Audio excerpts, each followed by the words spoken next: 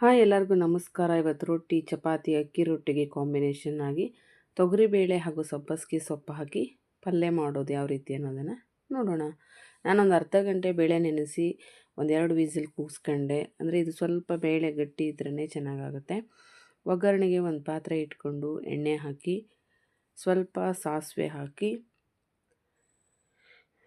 ಸಾಸಿವೆ ಚಿಟ್ಪಟ್ಟಂತ ಸಿಡಿದಿದ್ದೆ ಏನು ಮಾಡಬೇಕು ಅಂದರೆ ಈರುಳ್ಳಿಯನ್ನು ಹಾಕ್ಕೋಬೇಕು. ತುಂಬ ಟೇಸ್ಟಾಗಿರುತ್ತೆ. ಹೆಸರು ಕಾಳು ಜೊತೆಗೆ ಯಾವ ರೀತಿ ರುಚಿಯಾಗುತ್ತೋ ಅದೇ ರೀತಿ ಬೇಳೆ ಜೊತೆಗೆ. ಸೊ ಈರುಳ್ಳಿಯನ್ನು ಹಾಕ್ಕೊಂಡು ಚೆನ್ನಾಗಿ ಫ್ರೈ ಮಾಡ್ಕೊಳ್ಳಿ. ಸ್ವಲ್ಪ ಖಾರವಾಗಿ ಹುಳಿಯಾಗಿ ಇದ್ದರೆ ಸಖತ್ತು ಟೇಸ್ಟಿಯಾಗಿರುತ್ತೆ ಈ ಪಲ್ಯ. ಒಂದು ಕರಿಬೇವನ್ನು ಹಾಕ್ಕೊಳ್ತಾ ಇದ್ದೀನಿ, ಒಂದು ಕಡ್ಡಿ.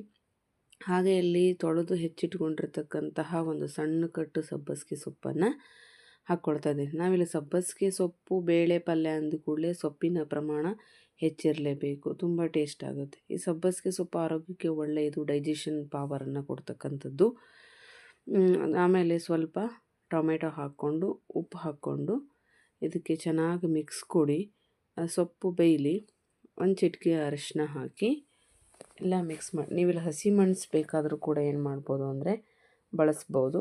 ರುಚಿಗೆ ತಕ್ಕಷ್ಟು ಬೆಲ್ಲ, ಹುಣಸೆ ಹುಳಿ ಕೂಡ ಹಾಕಬೇಕು, ಟೇಸ್ಟ್ ಆಗುತ್ತೆ. ನಾನಿಲ್ಲಿ ಲಿಂಬೆಹಣ್ಣನ್ನು ಬಳಸ್ತಾ ಇರೋದ್ರಿಂದ ಹುಣಸೆ ಹುಳಿಯನ್ನು ಹಾಕ್ತಾಯಿಲ್ಲ.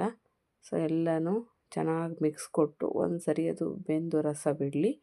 ಆಮೇಲೆ ಏನು ಮಾಡಬೇಕು ಅಂತ ಹೇಳಿದ್ರೆ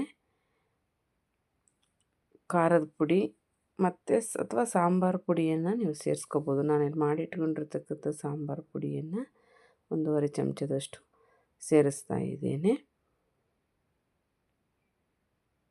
ಈ ರೀತಿ ಅದು ಸೊಪ್ಪು ಮತ್ತು ಟೊಮೆಟೊ ಎಲ್ಲ ಬೇಯಲಿ. ಸೊಪ್ಪು ಹಸಿ ವಾಸನೆ ಇದ್ದರೆ ಚೆನ್ನಾಗಾಗಲ್ಲ.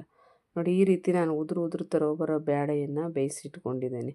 ಇದು ಬೆಂದಿದೆ, ನೋಡಲಿಕ್ಕೆ ಬೆಂದಿಲ್ಲ ಅನ್ನೋ ಕಾಣ್ತಾ ಇದೆ. ಅಂದರೆ ರಾಡಿ ಆಗದ ಹಾಗೆ ಮುಳುಗುವಷ್ಟು ನೀರನ್ನು ಹಾಕಿ ಒಂದು ಅರ್ಧ ಗಂಟೆ ನೆನೆಸ್ಬಿಟ್ರೆ ಬೇಗನೆ ಬೆಂದೋಗುತ್ತೆ. ಹಾಗೆ ಓಪನಾಗಿ ಕೂಡ ಬೇಯಿಸ್ಕೋಬೋದು.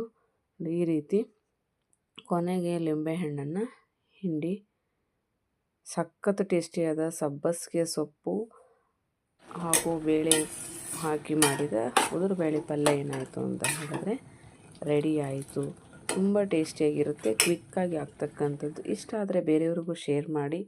ಹಾಗೆ ನೀವು ಯಾವ ರೀತಿ ಮಾಡ್ತೀರಾ ಕಮೆಂಟ್ ಮಾಡಿ. Thank you.